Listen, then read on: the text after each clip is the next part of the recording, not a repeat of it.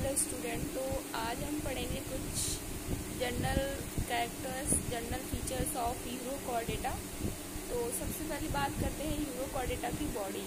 तो यूरोकॉर्डेटा की जो बॉडी होती है वो एसिमेट्रिकल होती है और साइज में वेरी करती है। अनसेगमेंटेड टेल होती है इन लार्वल स्टेज, और इनकी जो बॉडी होती है वो यूजुअली एक ट्यूनिक मेम्ब्रेन से कवर्ड होती है। जिससे एक ट्यूनिक मेम्ब्रेन से कवर्ड होती है। तो जो यूरोकॉर्डेट की जो मेंबर्स होते हैं जनरली हम उन्हें ट्यूनिकेट्स बोलते हैं, क्योंकि उनकी जो बॉडी होती है वो किससे कवर होती है? ट्यूनिक मेम्ब्रेन से। डाइजेस्टिव सिस्टम इनमें कंप्लीट होता है और इसमें सीरियली मोड, फीडिंग के लिए क्या होता है? सीरियली मोड होता है। Blood vascular system open type होता है। ब्लड वेस्कुलर सिस्टम कैसा होता है? ओपन टाइप होता है।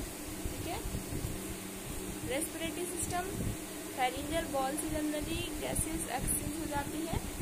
एंड नर्वस सिस्टम की बात करें तो इनमें सिंगल डोर्सल गैंग्लियन प्रेजेंट होते हैं। अडल्ट के अंदर सिंगल डोर्सल गैंग्लियन प्रेजेंट होते हैं।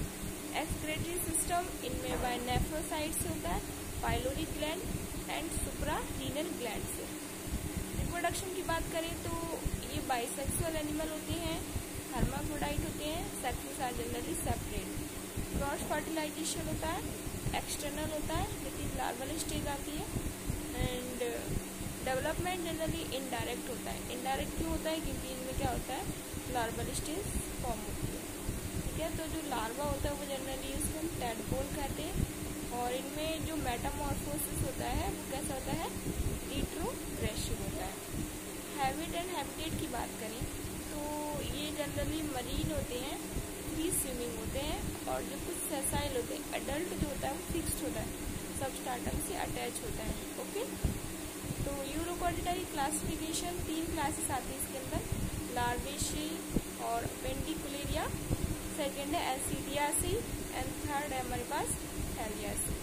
ठीक है। तो इसकी जो जनरल जो क्लासेस है उसकी जो कैरेक्टरिस्टिक फीचर्स हैं वो हम नेक्स्ट क्लास में करेंगे।